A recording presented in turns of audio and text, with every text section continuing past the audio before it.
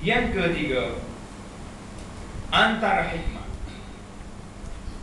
hikmah dan keindahan zakat adalah ia dapat mengajar manusia agar berakhlak mulia dengan sifat pemurah dan menghalang daripada sifat buruk seperti kikir dan tamak. Itu sifat buruk yang kita kena hilangkan dia. Kalau tak hilangkan ni dengan cara sunat, maka Allah paksa kita dengan cara wajib. Maka cara wajib dipanggil zakat. Yang keempat, antara keistimewaan zakat juga ia melahirkan perasaan kebermasyarakat dalam diri setiap individu. Seorang Islam yang mengeluarkan zakat akan merasai bahawa dia telah menjadi anggota masyarakat yang sempurna. Ini kerana dia telah menunaikan kewajipannya dan berkongsi tanggungjawabnya. Jadi kita dah kongsi tanggungjawab. Dalam harta kita, kita beri kepada fakir miskin. Wajib. Jadi kerana itulah tuan-tuan muslimin dan muslimat, yang ada harta, yang ada zakat, tak keluar zakat, dosa besar, kerana dia telah menghalang hak orang fakir miskin ke atas harta itu. Sama juga dengan menangguhkan zakat, tak boleh. Ya, aku nak tangguh bayar qadha 2-3 tahun lagi, tak boleh. Sebab orang miskin tu hak tahun tu, dia nak makan apa kalau kita tak bagi. Yang kelima, zakat juga sebagai satu amalan yang menunjukkan ikatan persaudaraan sesama Islam dan contoh akhlak muslim yang sejati pada pemberinya. Orang beri itu ada akhlak. Kelebihannya lagi, ia menjadikan seorang yang miskin mampu hidup senang dalam masyarakat Islam tanpa ada perasaan buruk seperti dengki dan iri hati. Ini kerana haknya terjamin dengan harta daripada orang kaya. Pasal itulah zakat ni, dia kena beri mengikut tempat. Kena beri mengikut tempat. Kita di kampung ni, kita beri kepada fakir miskin di kampung kita. Sebab apa? Sebab orang miskin bila tengok lalu ke rumah kita, kita rumah besar. Kebetulan pula tahun ni beli kereta baru pula. Orang fakir miskin tengok, oh, tuan rumah ni dapat projek baru, nampak? Kereta baru pula. Dia ada tunggu bila waktu kita bagi zakat. Mudah-mudahan bertambah zakat dia. Jadi setiap kali lalu rumah kita, Allah jangan pocik ni. Bulan puasa dapat 200. Dia ingat. Orang ni kalau miskin, bagi 100 pun dia ingat, bagi 200 dia ingat, 500 pun dia ingat. Tak payah kita mungkin-mungkin. Kita beri je, dia akan ingat. Jadi bila kita beri, orang miskin yang berdoa, ya Allah, parti kaya ni tambah sikit lagi projek ke dia. Nanti tahun depan daripada 200 jadi 300 zakat. Dia doa tak doa? Tapi kalau lalu tak nampak apa, 4 lapis pintu pagar dia, lepas rumahnya dah masuk. Allah, dia ni kan bila lah kena rokok. Bukan orang pakai miskin yang semua ni, dah. Kita andaikan perasaan dia bila orang tak bagi. Tapi kalau bagi, perasaan tawadud, perasaan kasih sayang, mari tak bagi. Kerana itulah tuan-tuan, kita jangan duk kira sangat. Setengah orang ni, tak boleh, kena bayar biar ada resit, bagi kau orang miskin kat kampung tak ada resit, nak tukar LSDN tak lepas, kira apa benda tu. Kita duk kira perasaan anak-anak kita yang miskin. Dah lah yang sedekah tak bagi, yang zakat pun tak bagi juga. Apa benda yang kita nak bagi ni? Beli sengih hari raya ya? Bagi kuih 2-3 biji, ketupat. Tidak mencukupi. Kerana itulah kepentingan zakat ini dibawa balik ke tempat masing-masing. Lebih-lebih lagi anak-anak kita yang miskin, utamakan dia orang. Kata ni zakat aku 500, ni 200 lagi sumbang hari raya, bagi. Jangan pula sampai selama hari raya bagi zakat. Jangan. Berbeza. Zakat ni hak wajib selama hari raya, sumbangan selama hari raya dengan turut ikhlas. Niat zakat situ. Jangan tipu orang kampung. Allah Ta'ala tahu. Patut pak zakat ni kena panjang lagi, tapi masa tak cukup. Jadi coba kita lihat masyarakat yang cinta akan kebendaan semata-mata, materialistik, bagaimana mereka hidup dalam kesibukan dan kesesatan, penuh dengan perasaan buruk, iri hati dan dengki, masalah kecurian dan penipuan berleluasa, sifat baik dimusnahkan. Lihatlah keadaan masyarakat ini yang dipenuhi dengan keburukan dan kecelakaan. Jadi masyarakat Islam yang keluar zakat berkasih sayang dia orang. Yang keenam, kelebihan zakat dalam Islam yang seterusnya adalah sebagai satu cara untuk menerapkan keamanan dan ketenangan dalam masyarakat. Jadi kalau zakat diurus dengan betul, harta zakat dicari orang fakir miskin, beri bantuan. Ini tidak fakir miskin mari nak minta bantuan, payah tak dapat. Nah, jadi itu terbalik. Kalau digunakan betul-betul duit zakat ni, saya ingat orang miskin tak mungkin kita buang kemiskinan dia, tak mungkin dihapus orang miskin. Tetapi mengurangkan kemiskinan boleh tak boleh? Boleh kurangkan kemiskinan. Apa yang dia perlu? Anak dia nak apa? Orang ni sakit nak ubat. Orang ni orang tua perlu pada mana benda-benda bantuan. Jangan sampai tunggu rumah terbalik baru nak pergi bagi bantuan. Masalah. Yang ketujuh, zakat juga menggalakkan seorang itu bekerja keras dan tabah menghadapi cabaran. Dengan memindahkan sebahagian harta melalui zakat yang diambil daripada orang kaya untuk fakir miskin, pemungut zakat, mu'allaf, ini orang yang terima zakat. Mu'allaf, saudara baru dalam Islam, orang yang dibebani hutang dan selainnya tidak dapat dinafikan, adalah satu cara yang akan menggalakkan mereka untuk bekerja lebih keras, sabar dan tabah serta setia dan jujur terhadap masyarakat.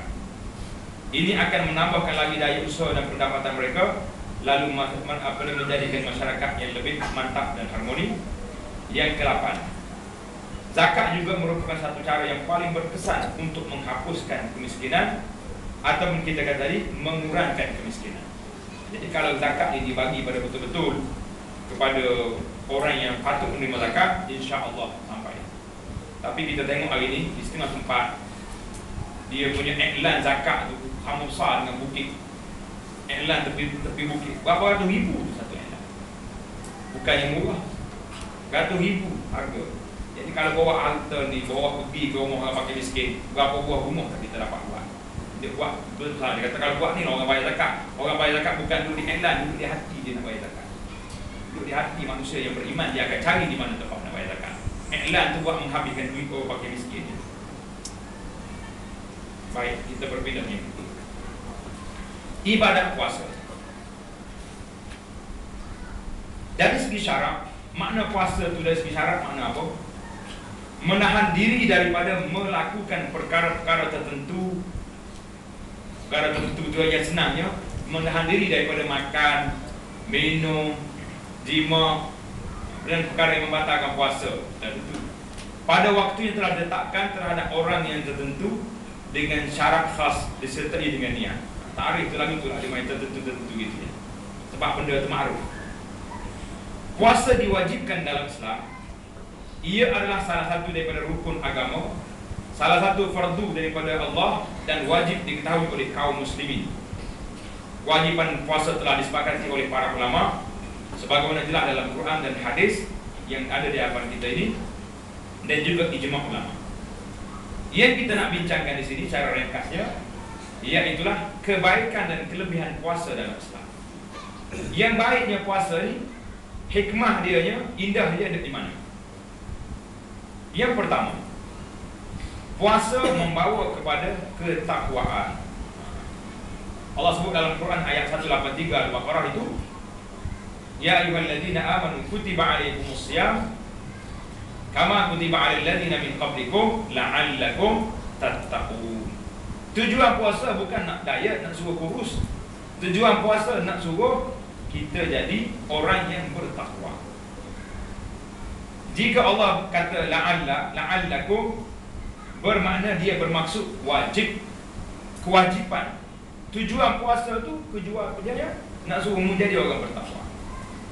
Ayat ini membayangkan bahawa jika kamu melakukan puasa, maka kamu akan mencapai ketakwaan. Takwa merupakan satu sifat yang paling mulia dan paling tinggi yang dapat dicapai oleh seorang hamba Allah. Jadi dengan kita nak takwa, Tuhan suruh kita puasa. Yang kedua, puasa sebagai satu cara untuk menunjukkan kesyukuran kepada Allah di atas segala nikmat kurniaannya, iaitulah dengan menahan diri daripada makan, minum dan hubungan suami isteri yang merupakan seantara nikmat besar kurniaan Allah. Kenapa tak buat ni? Allah suruh kita tak makan, kita berhenti makan. Jadi mensyukuri nikmat adalah satu kewajipan yang ada pada dari segi akal ataupun agama. Inilah yang dimaksudkan oleh firman Allah Ta'ala di akhir ayat puasa, wa la'allakum tashkurun, nak suruh kamu menjadi orang yang bersyukur. Yang ketiga, kelebihan puasa ialah dapat menahan dan mengawal nafsu. Jadi sepatutnya bila kita puasa, tak payahlah banyak sangat menu-menu. Hari ini bila kita puasa, musim pesta makanan duduk di mana? Bulan Ramadan. Menu yang tak ada duduk dalam muzium pun keluar bulan Ramadan. Betul? Kita cari kuih-kuih yang pelik-pelik hari ni tak ada jual. Bulan Ramadan, bazar Ramadan semua keluar mari. Itu saya cakap bulan Ramadan ni bulan keluar menu daripada muzium telah dikeluarkan kerana nak makan. Terbalik dengan hikmat puasa suruh kita lapar. Tapi bulan puasa jadi bulan pesta makanan. Yang kita kata di sini, Allah Ta'ala nak suruh kita dapat mengawal nafsu. Yang keempat, puasa juga menguatkan azam dan tekad, mengajar kesabaran, membantu menguatkan minda dan menajamkan fikiran. Banyak hadis-hadis yang menyebut di antara kita penawar bagi hati ketika membicarakan penyakit perut. Penyakit perut di sini bukan penyakit kita pergi ke tandas. Penyakit perut ni penyakit yang banyak kita masuk makanan dalam perut. Itu panggil penyakit perut. Yang menyebabkan kerasnya hati, tak tajam fikiran sebab makan banyak. Jadi dengan kita puasa dia akan mari minda kita cerah, azam kita kuat. Karena itulah peperangan yang besar berlaku dalam bulan Ramadan. Peperangan Badar Ramadan, pembukaan kota Mekah tahun yang 8 Hijrah bulan Ramadan. Jadi banyak lagi yang lain duduk di bulan Ramadan. Jadi kita fahamlah bahawa bulan Ramadan ini bulan nak menahan nafsu. Yang kelima, puasa membina akhlak yang terpuji. Sebagai satu sekolah yang mendidik orang Islam yang berpuasa dengan akhlak yang mulia. Melalui dia ibadat puasa, dia belajar arti takwa, kebaikan, ihsan, keazaman, kerjasama, tolong-menolong dan berbagai-bagai sifat lagi. Kata Ibn Qayyim rahimahullah, puasa mempunyai kesan besar dalam menjaga anggota badan yang zahir dan kekuatan dalaman, mental. Daripada perkara yang boleh merosakkannya, iaitu pengaruh jahat jika dia dibiarkan menguasai diri, dia akan merosakkan anggota badan dan fikiran. Puasa juga menjaga kesihatan jantung dan hati serta anggota badan yang lain dan mengembalikan kepada mereka apa-apa yang telah dirampas oleh hawa nafsu. Hakikatnya ia adalah satu jalan yang terang. Yang keenam, puasa adalah satu manifestasi yang nyata untuk menunjukkan penyatuan orang Islam dan persamaannya. Mana tak sama, orang kaya ke miskin ke, sama-sama lapar lah ke bulan Ramadan. Betul tak betul? Tak kata orang kaya boleh puasa setengah hari, kena puasa subuh sampai maghrib juga dia pun. Jadi sama-sama lapar, maka dia pun teringatlah orang miskin. Itu dia panggil Syahrul Muasah, bulan puasa, bulan orang kaya teringat kepada orang miskin, kerana dia pun lapar macam orang miskin juga. Yang ketujuh, puasa juga memberi faedah kepada kesihatan secara umum. Ini kalau kita nak baca, tuan-tuan kena baca kesihatan dan bulan Ramadan. Puasa menyihatkan tubuh badan. Ia memperbarui kehidupan manusia dengan mengaktifkan sel dan membuang yang lama yang telah digunakan. Ini dari sudut kesihatan pun disebut juga dalam hikmah puasa dari segi ilmu perubatan. Kita berpindah pula kepada ibadat yang keempat, iaitulah haji. Haji ini satu perkara yang menjadi minat sebahagian orang. Tidak tahu boleh nak pergi. Nasib baik ada kota hari ini. Kota hari ini tuan-tuan kena ingat, orang yang daftar haji tahun 2012 ni, insya-Allah dia dapat kota pergi tahun 2047. Berapa tahun lagi? 47 tolak 12 30 tahun lagi. Pergi daftar cepat. Ambil duit 1,300, buka pejabat besok, pergi jabat tabur haji, cakap saya nak daftar naik haji. Jangan nak daftar buka akaun tabur haji RM2 tu tak jadi. Daftar pergi haji, baru dia masuk nama kita dalam senarai. Dia akan beri kertas, tuan akan diminta, akan dapat pergi haji pada tahun 2047.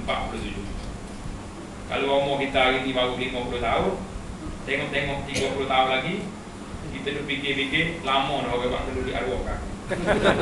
Tidak lah. nak kenduri arwah wan dengan umur 80 tahun lebih dah. Jadi kena cepat, bertindak cepat. Nah, jadi haji apa kita nak kata? Kelebihan haji sangat jelas. Dari sudut Al-Quran sudah ada, dari sudut hadis Nabi pun sudah jelas. Ulama sudah sepakat di atas kewajiban haji. Yang kita nak bacanya iaitulah kelebihan dan keistimewaan haji yang agung. Tuan-tuan baca ni insya-Allah esok lagi dapat haji dah tu dah. Yang pertama, mengesahkan Allah dan mengikhlaskan ibadat hanya kepada Allah tanpa sekutu baginya. Secara perkataan, perbuatan dan kepercayaan. Ibadat ini dari awal hingga akhirnya, sebagaimana ibadat yang lain adalah bertujuan untuk mencapai matlamat yang agung ini. Oleh sebab itulah ibadat ini bermula dan dibuka dengan kalimah labbaik Allahumma labbaik. Ingat lagi tak? Tak pergi haji, pergi umrah, dia ingat tak ni? Kena ingat. Belajar betul-betul. Jangan salah baca pula. Anak dengar orang tua suruh kata baca-baca. Mai labbaik Allahumma labbaik, labbaik Allah. Tukar labbaik tak tahu kau kali tak berhenti. Tak cuba cari break. Mai labbaik kalau orang tua benar mai lakon baik, lakon baik. Kata kalau tak lakon baik jatuh atau apa. Dia baca dia dengar. Orang suruh ikut suruh hati duduk tidur. Tak baca betul-betul. Lepas tu bila pergi sana nak baca juga. Bila baca ini syiar haji. Bunga haji duduk di mana? Duduk di talbiyah. Kenapa? Labbaik Allahumma labbaik, labbaik la syarika lak labbaik. Kemudian di akhirnya la syarika lak. Itu dia panggil kalimah tauhid. Mengisytiharkan tauhid dalam haji ini cukup besar. Sebab apa? Sebab haji terlibat dengan tempat. Bila kita labbaik Allah, la syarika lak, tak ada sekutu bagi Allah. Kalau kita pergi tawaf Kaabah, kita tak terasa kita ni mengagungkan batu, tak? Kita tawaf kerana Tuhan suruh. Kerana itu di antara hikmah Nabi kita sallallahu alaihi wasallam, selepas daripada tawaf, dia sembahyang sunat tawaf, dia baca qul ya ayyuhal kafirun, rakaat yang pertama dengan qul huwallahu ahad, surah tauhid. Jadi nak cerita, tak ada kesan orang kafir jahiliah duduk tawaf, duduk sembah berhala. Kami tawaf bukan kerana Kaabah, tapi kerana perintah Allah di situ. Nah, itu dia panggil mengiklankan tauhid. Yang kedua, haji juga menguatkan ingatan terhadap Allah dan untuk merasainya seluruh jiwa, hati dan perasaan. Siapa dia pergi haji, tak masuk cita rasa ini dalam jiwa dia, dia pergi dengan balik serupa. Tak ada terasa perubahan apa. Kalau orang pergi, hati dia, jiwa dia ingat kepada Allah. Tuhan sebut dalam Quran, liyashhadu manafi'a lahum wa yazkuru ismallahi fi ayyamin ma'lumat, supaya mereka menyaksikan pelbagai manfaat bagi mereka dan supaya mereka menyebut nama Allah pada hari yang telah ditentukan. Tengok ayat lain pula, fazkurullah indal masjidil haram. Ayat yang ketiga, wazkurullah fi ayyamin ma'dudat, fa idza qadaytum manasikakum fazkurullah. Semua ayat-ayat tentang haji dikaitkan uzkurullah, uzkurullah. Sebab apa? Sebab kita buat kerja nak suruh ingat tu Tuhan. Pasal tu bila saya suka tanya rumah, kita hari ni insya-Allah program kita hari raya nak pergi melontar. Tuan-tuan nak lontar apa? Kita pergi melontar tu nak lontar. Mana pergi haji dah jawab. Nak lontar apa? Lontar syaitan. Tak apalah jawab kat Johor mana siapa tak. Tak perlu haji lagi. Lontar syaitan, ada ke syaitan kat situ? Kalau syaitan ada dengan batu besar anak jari ni, syaitan pun ketawa. Setengah makcik basuh lagi batu. Saya kata kalau basuh tak permium, lagi ketawa syaitan. Allah sedapnya faham, dah lah kecil.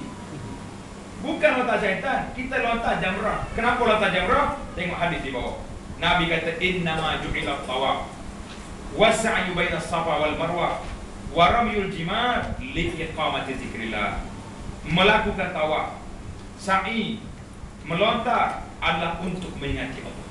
Bukan kerana syaitan, kerana nak ingat ke Tuhan. Pasal tu bila kita lontar, kita kata Allahu Akbar, Allah. Waktu kecil, tapi isyarat tu tinggi.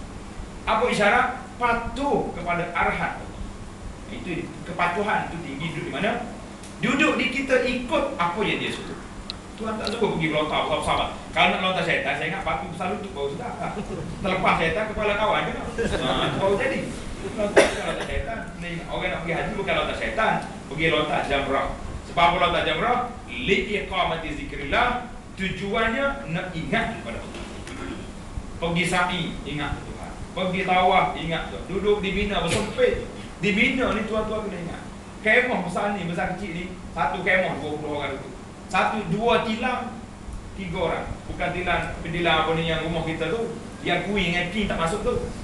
Tilam yang kecil tu, tilam asrama tu, 2 tilam, 3 orang. Pasal tu lah nak masuk kemah kena tengok kawan sebelah ni, tengok saya besar ni. Kenapa besar cari masuk yang lain. Nah ini kena besar-besar lah pun 2 tilam 3 orang. Tak muat. Duduk bersempit, kaki atas kaki. Saya ni ustaz, tidur celah jemaah. Kadang-kadang sedar-sedar tengok kaki jemaah letak kepala. Nampak betul dia. Nak kata apa? Itu haji. Nak suruh mu ni duduk sini, ingat duduk atas tanah, nanti kejap lagi bukan atas tanah, dalam tanah akan masuk. Tinggi darjah. Saya kalau ceramah Pak Haji ni semangat saya sebab saya suka pergi haji kerana pada waktu itu kita akan teringat di mana perjalanan kita. Rehlah ila daril akhirat. Nak pergi ke negeri akhirat. Itu nanti. Allahu Akbar. Tuan-tuan tengok dalam Pak Haji ini cukup besar. Nanti kita terus haji pula. Yang ketiga, haji menolong seorang Muslim untuk beristiqamah, tetap teguh atas ketaatan, melawan hawa nafsu. Karena itu Tuhan sebut dalam haji 3 perkara. Faman farada fihi al-hajja fala rafatha wala fusuq wala jidala fil hajj. Siapa dia buat haji, jangan bincang tentang perempuan, jangan berbantah, jangan buat benda tak baik. Benda ni benda berat. Tak boleh berbantah. Tepat oleh ramai. Berat. Orang pula kasar-kasar mari kepoh kita. Tak boleh buat benda tak baik. Ini ujian. Isteri yang kita bawa pula boleh tengok je. Nak ngorak dengan dia pun tak boleh. Nak kenyuk mata ke bini bila dalam ihram tak boleh. Bilik lain-lain dulu. Allah banyak ujian. Pasal itulah haji ni memang ujian. Nak lawan nafsu, pergi haji. Yang keempat, haji menyatukan umat Islam, menguatkan persaudaraan memang satu sungguh. Duduk dalam keadaan yang bersesat. Yang kelima, ibadah haji mengajar muslim erti kesabaran, pengorbanan dan kesyukuran. Ia adalah ibadat yang melibatkan harta dan tubuhan. Kalau nak urang satu-satu ini panjang. Tuan-tuan boleh tengok dalam rakaman yang saya buat tentang kursus haji. Ada 12 siri rakaman ataupun 5 siri yang ada di Telaga Biru, tapi yang 12 tu lebih detail. Kita cerita tentang hikmah haji dan sejarah perjalanan haji Nabi. Tengok dalam website saya, Abu Anas Madani itu di kertas tu ada. Tengok rehlah haji, perjalanan haji Nabi. Saya cerita daripada Nabi keluar Madinah, pergi ke Mekah, balik semula. Menarik, beberapa peristiwa yang jumpa dalam tu. InsyaAllah sebuah buku kecil saya akan terbitkan dalam masa yang terdekat ini. Perjalanan haji Nabi dari Madinah ke Madinah. Perjalanan haji dia, kita tak sebut hukum lah, kita sebut cerita. Dia pergi tengah jalan, tiba-tiba tengok isteri dia menangis. Nabi kita berhenti. Allahu Akbar, rahmatan alamin. Kalau kita tengok isteri ada masalah, marah kan? Oh lah, tadi tak nak berhenti. Mak aku nak berhenti dah. Lepas tu balik cari bini tu juga. Kerana orang itu.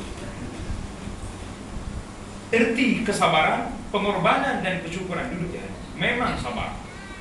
Memang pengorbanan sungguh dalam haji. Yang keenam, ia juga satu peluang untuk bertukar-tukar maklumat perniagaan dan pengalaman ekonomi. Jemaah haji kalau pergi Mekah, dia tak bawa dah kad-kad ni. Dia kata ustaz dia berusaha tak boleh bawa. Saya kata kena bawa banyak-banyak. Cuma hari nak pergi haji Arafah, jangan ada bawa kad bisnes itu. Lepas haji 40 hari lagi ada. Bagi kad. Saya ada bisnes sini. Tak ada masalah. Duduk dekat Masjid Haram tu bagi je kad. Jumpa Cina bagi, jumpa Jepun bagi dah. Nanti dia mari cari kad tegur ni. Jangan salah faham. Ada setengah jemaah tu dia curi. Dia buat kad 2. Saya minta kad, dia tak nak bagi. Kata kenapa dia tak nak bagi? Bila kita minta bagi, dia nak tanda tu sikit. Rupanya dia buat ada satu kad lagi yang tak nak bagi dengan orang. Dia tulis haji siap-siap. Dia kata kad ni tak bagi tadi sekarang. Nanti saya balik Arafah baru dia bagi. Sebab tak haji lagi. Kata saya kata dah setahun ni ada orang tiga dah. Yang ketujuh, Ia adalah perhimpunan tahunan bagi orang Islam dari seluruh dunia, bertemu antara satu sama lain dan membincangkan persoalan atau hal mereka. Memanglah dalam perjumpaan kita nak sebut tentang perkara ini. Dan